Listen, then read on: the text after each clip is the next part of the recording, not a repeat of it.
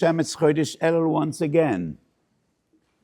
And these are some of the more amazing days of the entire year. So it's a new Zman in our wonderful yeshiva. And I look around the room and I see a lot of new faces, Baruch Hashem. And I want to tell all our new Talmidim, you made a very good choice coming to Yeshiva's Toras Chaim. And for years, I've been coming to Yeshiva's Toras Chaim at least once a week, and it's always a very special treat and privilege.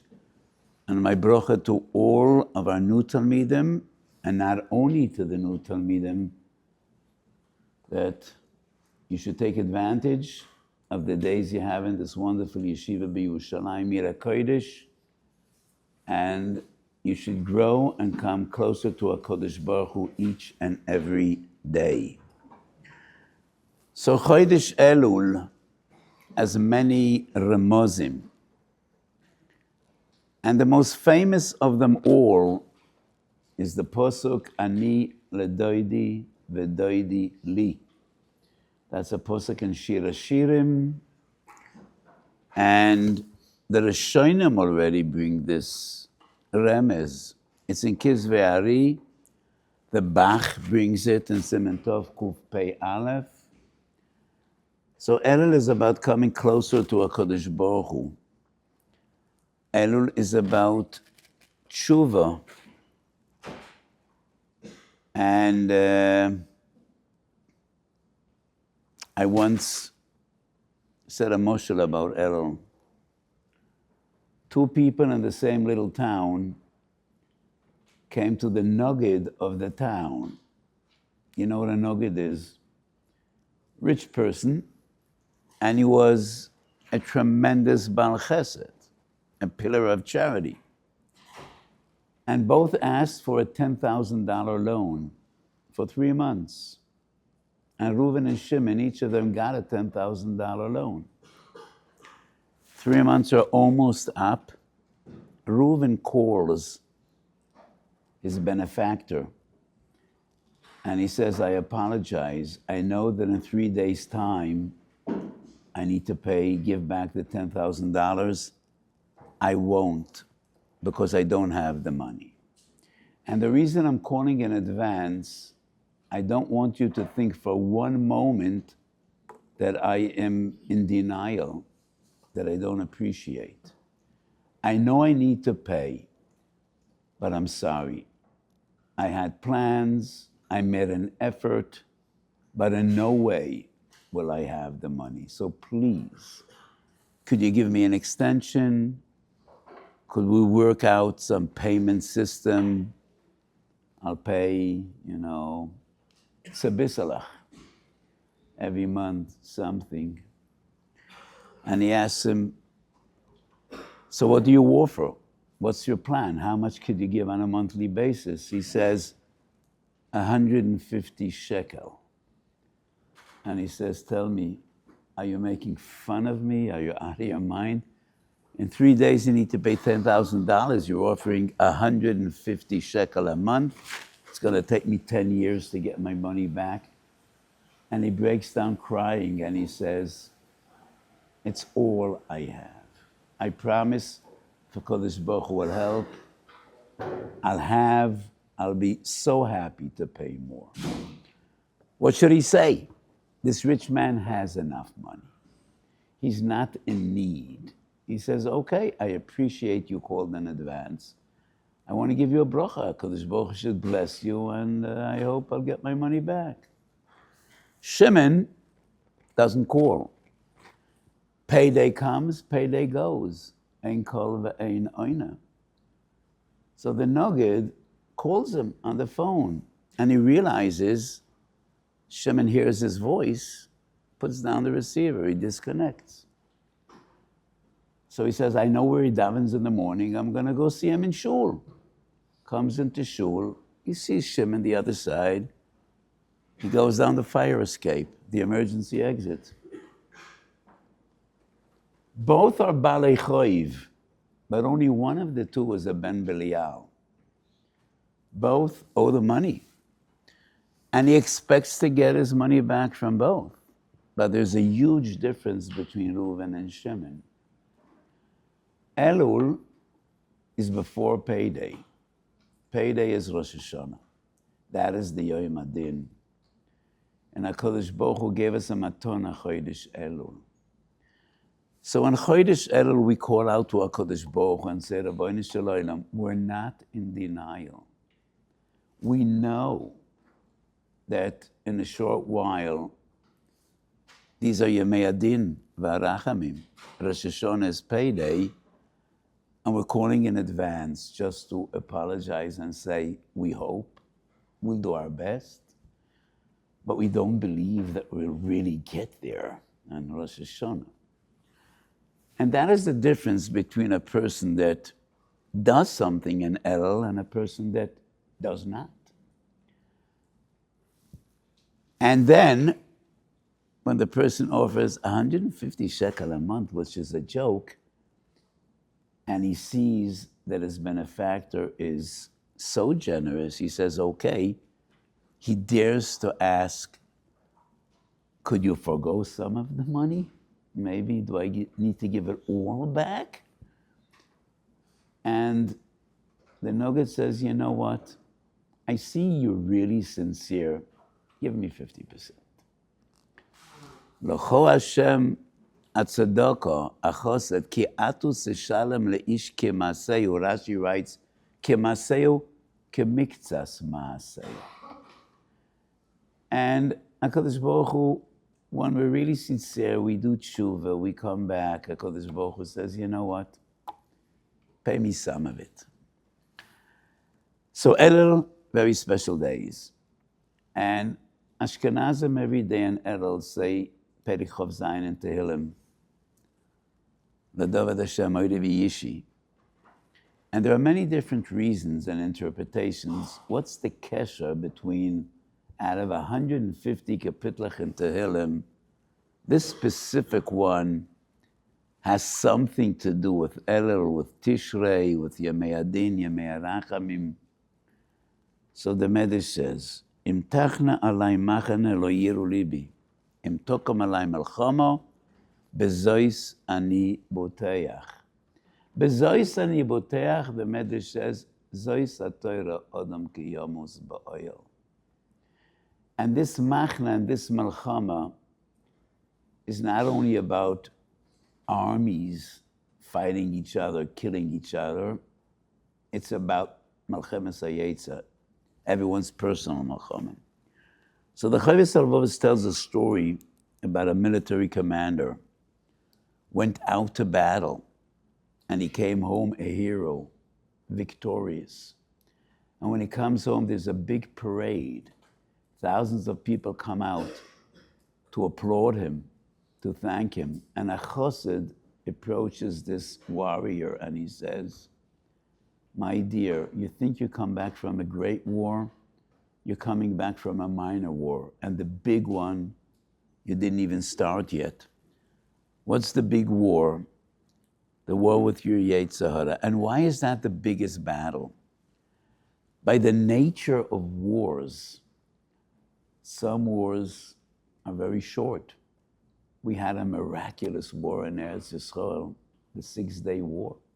6 days, and we vanquished all our enemies. Nisei Nisim, Siyata Deshmaya. The war in Vietnam took 20 years. But at the end of the war, there's usually a clear picture who won, who lost, who came out victorious, and who was vanquished. Melchemes hayetza, you never know. Yochanan kol shemesh shmoinim shona bekahuna bebesaf naset tzedaki.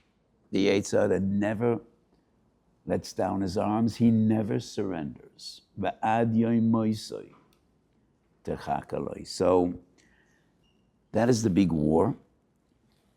And L'Dovad Hashem Oide V'Yishi Im tokom alay melchama, the Medrash says, Melchemes hayetza, bezois ani boteach. And Torah is the greatest gula. So you came to learn in a yeshiva, and it's Elul, Elul, we need to learn more, we need to learn better. And Torah Gune Magne, the Torah opens our hearts, the Torah brings us closer to our Kodesh Baruch Hu. So my bracha to all of our Talmidim, take advantage of this Elul, and HaKadosh Baruch Hu should bring us closer. So the Gemara in Yumid of Peivav speaks about how great Chuva is, Gedoyle Chuva, Shedoicha lo yisese shebetoiro, Gedoyle Chuva shemekareves es hageulo, Gedoyle Chuva shezadoinois naseloikes zechuyois. And this entire section, number one, Gedoyle Chuva. There is no greater gift that Kodesh Baruch Hu gave us than Chuva. And if you do Chuva, zedoinois naseloikes zechuyois, if you do Chuva me'ahava. And the Rambam writes, number two, Al yedama odem bal tshuva, shu meruchik mamalas hatzadikim meyafei avoines v'chaytoes she'asu, ein adavar ken. Oh, nechmad, ulefnei HaKadosh Baruch Hu, ke'ilu lo yichota miyolam. And it is not only ke'ilu lo yichota miyolam, far beyond that. ולא יעיד, אלא ששכורו הרבה, שהרי תום טעם חטא, ופירש ממנו, וכובש יצרוי. אמרו חכמים, במקום שבא לתשובה, עומדים אין צדיקים גמורים יכולים לעמוד בו. כלומר, מעלוסן גדולה, ממעלס אלו שלא יחותו מעולם, מפני שהם כובשים יצרם יויסר מהם. You're probably all familiar with the Shmoyne Prokim of the Rambam. The Shmoyne Prokim are an introduction to Masechet Avos. And one of the Shmoyne Prokim is dedicated to the concept of Baalei Tshuva. And the Rambam deals philosophically, who is at a higher level? A person that struggles with his Yetzer and he overcomes, or a person that is so pure that he's at such a high level that he doesn't even need to fight his Yetzer Hara. And the Rambam comes to the same conclusion as he writes here in Hilchos Chuva. Gedoyle Chuva, shemekareves es harechoikim. And there's an amazing line in the Rambam, Perek Zayin Mehilchos Chuva, describing about Chuva. Emesh, yesterday, the person was meshukatz umerochak v'toyevo v'hayoim koroiv v'nechmad ahuv v'yedid. From one day to the other. That's the koyach of tshuva. These Lashonis of the Rambam are so harsh. Meruchak, meshukatz v'toyevo. And on the other hand, he came back to HaKadosh Baruch Hu. Ahuv v'nechmad koroiv v'yedid. That's the power of tshuva. And now the big question comes, the Noid Yehuda. If tshuva is so great, then how come a person did an Aveira, he's chayiv malchus, he's chayiv mises Beis Din, but he did tshuva? How could he kill a person that's pure? Noki v'tzadik al taharoik. He did tshuva shalema. Does he deserve to be killed? Does he deserve to be punished? Does he deserve to be hurt? Why can't tshuva pata a person from Mises Beis Din? So the Noida Yehuda says, because all the punishments in Torah are about Laman Yishmu v'Yaro. They are a deterrent. And if a person will be aware, I could do anything I wish. I could be over in all the Avedas and then I'll do tshuva, then there will be no deterrent.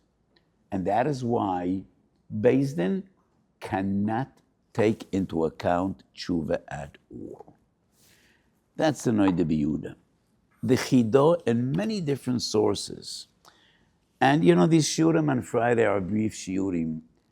But if anybody wants to learn the sugya more b'harchava, Minchas Osher Lamdes Moyedem Chelek Aleph, and Minchas Osher Dvorim, I think in Parshas V'Yelech, there's a lengthy discussion. The Chido disagrees with the Noida Yehuda, and that is source number 4. The Chido wrote many, many Svarim, and this argument is in 3 of his Svarim, Yosef Oimetz, Tuv Ayin, and Ayin Zoichar. The Chidu wrote many Svarim, every Sefer has a different name. I wrote many Svarim, but I decided all my Svarim will have the same name because I was afraid when I'm going to get old, I might not remember the name of my own Svarim. So I want to be confident that at least I'll remember my Sefer. I believe that Minchas Osher will stay in my mind ad zikno v'seva. So in Tuvayin, va'ala Rav Moha Rabbi Yecheskel, and that's Rabbi Yecheskel under the Noide Yehuda, that is whom he was referring to, kosher. ממש שכוסה בספר הבו הנוידי ביהודה למדי דתשובה לו מהנה לפוטר מן המלכס ומן המיסה וצידד, דבק גזירס הכוסף. ולי ההדיית אין גזירס הכוסף, אלו טעמה, כי אלוהי אותנו יודע הוא אמס אם שב ורפו לו, או אם תשיבוס או נישו מעל דרך שכוסף הרב ודוגם אבובו, maybe it's just מסופר ולחוץ, כי אלוהים ירא ללבב. Va'odam yireh le'einayim. Only HaKadosh Baruch Hu is a boichin kalayos v'lev. How could Beis Din know whether a person is a proper Baal Tshuva? And that is why Tshuva is irrelevant to Beis Din.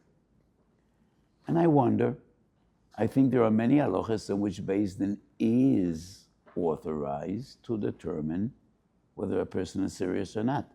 The most striking example is Gerus. A guy comes, he wants to convert, he wants to be Jewish. If he's not sincere, then the gerus is totally invalid, and Beis Din is makabel ger. And then if he's mechal Shabbos, he's chayiv misa. How do we know he's a proper ger? That is the responsibility of Beis Din. Beis Din needs to talk. It's a process. Al pi halacha, we reject a ger, and we make it difficult because we need to be convinced that he is 100% sincere. But when Beis Din decides this person is serious, is sincere, then the gerus is 100% valid.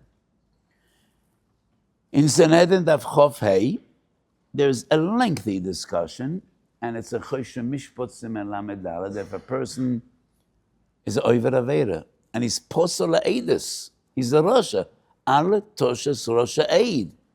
There's a system in which we bring him back and we give him a hechsher. And the system is he needs to prove that he's better. If he was a malva beribis, we look after him, and if he gives loans without ribis, that proves he's a Baal Tshuva. If he did business with Peres Shavias, he needs to wait another 7 years till the next Shemitah. And we look after him. We have some undercover agents, and to see whether he's once again doing business with Peres Shavias. So there is a system in halacha in which a person could be a Baal Tshuva, and Beis Din takes responsibility that he's a Baal Tshuva, and we say, you have an amonis. From now on, you could be a Mashgiach Kashrus, and we trust you. So why can't Beis Din have the same authority to decide that a person is a Baal Tshuva, and we don't kill him? So I think both approaches are somewhat questionable. Ar Godel and Gilead Hashas, I suggest going through, but I won't right now, but they keep on this discussion. You know who the Gilead Hashas is? Well, it's a silly question because it's written. But all that's written is Hagri Engel. What was his name? Who knows? Who is Hagri Engel? Was he a Rishon or an Achron? Okay. The Beis Engel was one of the most phenomenal Gedolim in the later generations. And his Bekias is just mind-boggling. And even here, he brings Stodem Lakan Velakan from Hasidus, from Kabbalah, from Chazal. But my argument is a very simple one. And I think the real answer to this question is Chuva is totally irrelevant in Din ve'Mishpat. Chuva is a gift. Chuva is only between HaKadosh Baruch Hu and the individual. Nothing you do today could have an effect on yesterday. The world goes forward and not backward. Neither in nature. You can't take medicine today and be healed a year ago. You can't do anything today which will have an effect on yesterday, and the same goes to halacha. There is no such a thing in halacha. We do something today and it has any influence on yesterday. In the yeshivish world, there's a concept of mekan ulahabo lemafreya. I want to source that now. Ask the Rosh Yeshiva and Yoramim, they'll tell you about it. And on my swarm I wrote, mekan ulahaba lemafreya is dova vehipucho meneshimachas. There is no such a thing. It's either mekan ulahaba or lemafreya. And which is right? Only mekan ulahaba. Nothing happens lemafreya. Atoras nedorim. As if there was no neder. But that's why you need a Pesach, an ein poischen benoilad. You cannot annul a neder based on anything that occurred after the neder was done. The Chochem needs a Pesach to prove when the person made this neder, he wasn't aware of something he should have been aware of. And that's the concept of Mekach Tos. Mekach Tos is never about something that happened after the acquisition was done. Mekach Tos is only if we could be convinced and prove when the person made this purchase, he wasn't aware of something. The product he bought was flawed. It was broken. Only mekan ulahaba. Only chochem oikes aneder mikorah. Hafora. Well, you don't need a Pesach because it's mekan ulahaba. It's mekan ulahaba. What? Of course we would. Of course, he was over on the neder before the hafora. Of course he gets malchus. Hafora is only mekan ulahaba. Nothing goes backwards. The only thing that goes backwards is Chuva. It is the only thing in Torah that you do today and it has an effect in yesterday. Chuva is a gift. And that's why it is personal between HaKadosh Baruch Hu and Adam Yisrael. Beis Din cannot recognize Chuva. There's no such a thing. You can't do something today and it'll have effect on what happened yesterday. And that's the Yerushalmi. Shalu lechachma, choyta ma onsho. Omer lahem, chatoim tiradof ra. Shalu lenevuah, choyta ma onsho. Omer lahem, nefesh achotat hi tamut. So the chachma quotes a posuk in Mishlei, Nevuah quotes a posuk in Yecheskel. Shalu lekudish ubrichu choyta ma onsho. Omer lahem yaseh tshuva v'yitkaper lo. It is only HaKadosh Baruch Hu that gives us a gift of tshuva. Chachma rejects the concept of tshuva. There's no such a thing. You did an Aveda. How do you expect what you do tomorrow will have an effect on yesterday? The Nevuah rejects the concept. Tshuva is a gift between HaKadosh Baruch Hu and Bonav Ahuvav and his beloved children, and that's why it has nothing to do with Beis. This Yerushalmi is also found in Psikta, but in Psikta there's an addition. Shalu lechachma, the same.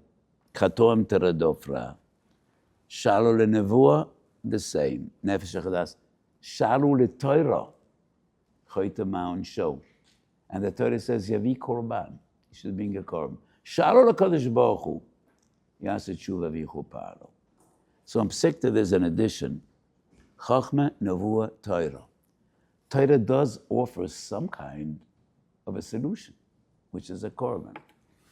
The Maral has a beautiful mashal. It's a bit lengthy, but I find this mashal so beautiful. So the Maral says, there was a person that worked for the king, and he was in charge of the crown jewels.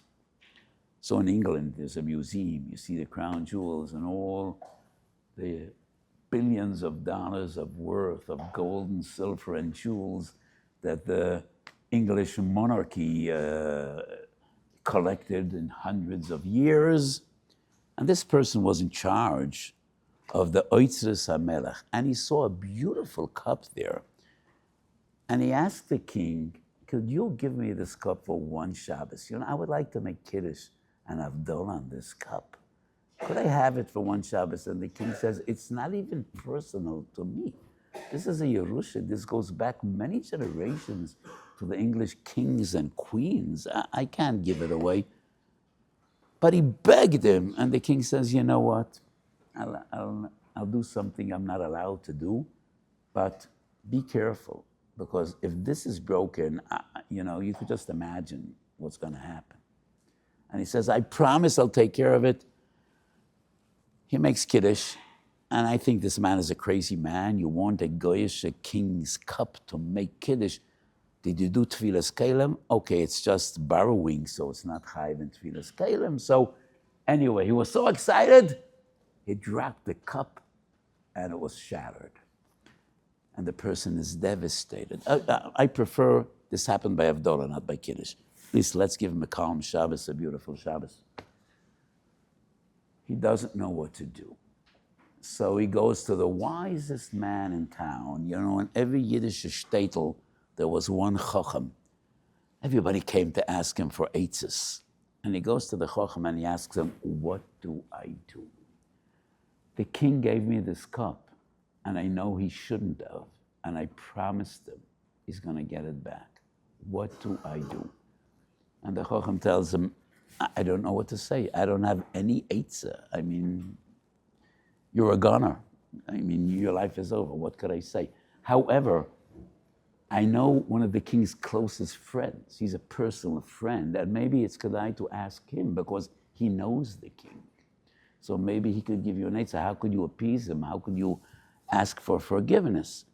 And he gives him his phone number and his address. This is a personal friend of the king.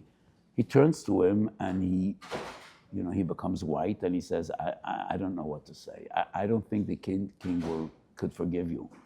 I think this is horrible. However, I know a goldsmith, maybe he could fix it. He's a big mumche and this is his profession, He fixes things. Maybe he could fix the cup. Turns to the goldsmith and he brings the pieces and he says, I could fix it, but don't think for a moment that it'll be new. And any person that will really examine it carefully, especially if he's a mumche, would easily realize that this was broken and it was put together. It's not going to be new, but I could fix it. I definitely could put the pieces back together again. But the king will be clearly aware that you're fooling him, that you're cheating him, and you're pretending. So what could I say? So the person realizes he has no options. He asked the chacham, he asked the friend of the king, he asked this mumche. He goes back to the king, falls down on his knees, breaks out crying, and he says, it happened. What should I do? Kill me, do whatever you wish. I regret, I should never have asked for this cup. It is what it is. And the king says, come with me. I want to show you something. And he takes him through all the majestic rooms and ballrooms in the palace until he comes to the private section where the king lives with the queen and his family. And he says, look around. This is the most poshut room. It's no different than your room in your house. I and the queen personally love simplicity. All these riches mean nothing to me personally. I like broken kalim. So you got a neshama kedosha, the most precious object in all the worlds. Take care of it, HaKadosh Baruch Hu warned you. And you broke it. Shalu l'chachma. Do you have anything to offer? You're the wisest. Chachma says, I have nothing to offer. Go to the Navi. The Navi is closest to HaKadosh Baruch Hu. The Navi talks to HaKadosh Baruch Hu, and HaKadosh Baruch Hu talks to him. Maybe he could give you an eitzah. Shalu l'nevuah. Nothing to offer. Nefesh achidasi Thomas. But the Torah fixes things. Go to Torah. And the Torah says, Yovi Korban, it'll help somewhat, but don't think it's the same. You damaged your neshama. Korban is mechaper, but don't think it's the same. So we go back to HaKadosh Baruch Hu. No one has any salvation to offer. And with a broken heart, and HaKadosh Baruch Hu says, Leiv nishba v'nitke Elokim boitivse. And the Kotzker Rebbe said, nothing is ever as whole as a broken heart. Ein dova sholem yosem aleiv nishbor. And HaKadosh Baruch Hu says, Oyev ani kelem shvurim. That's the lashon of the Medrash. I love broken things. So we turn back to HaKadosh Baruch Hu, and that's the moshel of the Maral on this Yerushalmi, on this Psikta.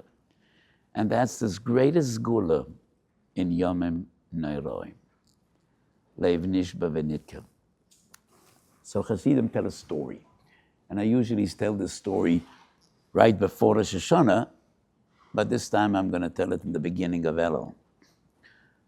So the Baal Shem Tov, Chodesh Elul, chose one of his great Talmidim, Reb Wolf Kitches, and he says, you're going to be my Baal Terkeya this year. And as most Rebbes, the Baal Shem Tov was the Baal Makra, and Reb Wolf was supposed to be his Baal Terkeya. Every day, B'Alois Shachar, they went to the mikveh, and the Baal Shem Tov teaches him the kavanas of Tkiyas Shofar. And Reb Wolf was so proud, so elevated. Do you know what it means to be the Baal Shem Tov's Baal Terkeya? Rosh Hashanah in the morning, he gets up, and he is horrified. He remembers nothing the Baal Shem Tov taught him. It all escaped him, and he doesn't know what to do. Should he tell the Baal Shem Tov, Rabbeinu HaKadosh, I apologize, but I don't remember anything. How could I break his heart? But if I don't tell the Rebbe, and he is going to say, Tkiyon, I'm going to blow the shofar, won't he realize that these are empty tkiyas? No kavanas? Nothing? Just blowing a horn? So what should I do? Should I tell him? Should I not? And he's contemplating, and suddenly Baal Shem Tov runs into this medrash, Lamanatzeach Livnei Mizmor, and they start saying the 7 times the Perek in Tehillim. Okay, it's over. I can no longer talk to him. And then the Baal Shem Tov gives a drosha, a very short drosha, and he says, each and every one of the tekiyas has a special kavana. And each kavana opens a gate in heaven, one of Sharei Shamayim. Each kavana, each tekiya, each shavarim, each trua is a key to Echad Misharei Shamayim. But there is one master key that opens all the sha'arim. One key that can open all the Sharei Shamayim, and that key is a Leiv Nishba. So Rav Wolf Kitches understood what happened. And he had the ultimate Leiv Nishba, and that's the way it was supposed to be. And that is the key that opens all Sharei Shamayim. And that is the Kelem Shivurim that HaKadosh Baruch Hu loves. And that is really where we strive to get to in Chodesh Elul. Just Cheshbon HaNefesh, and realizing how far we have strayed, and just hoping and davening to HaKadosh Baruch Hu, He should help us, L'man Kvod Shemoy, we should find our way back. So, today we discussed Chuva, the gift of Chuva, and Rabbeinu Yonah writes in the very first Seif in Shari Chuva, that Chuva is a gift. And I explained why Chuva is a gift. Because Chachma doesn't recognize Chuva. Nevuah rejects Chuva. Even Torah says you could bring a korban, but not more than that. And HaKadosh Baruch Hu says, Kindalach, no, I love you. And I don't want to to. I don't want to lose you. So this is a gift. Do tshuva, yaseh tshuva v'yichopalu. Ubemokem shabalei tshuva oimdim, ein tzadikim gemurim יכולים לעמוד. יהיה רוצן שיהיה חלקנו המורים. Have a great זמן, and בעזרת השם, we'll see you next day of Shabbos.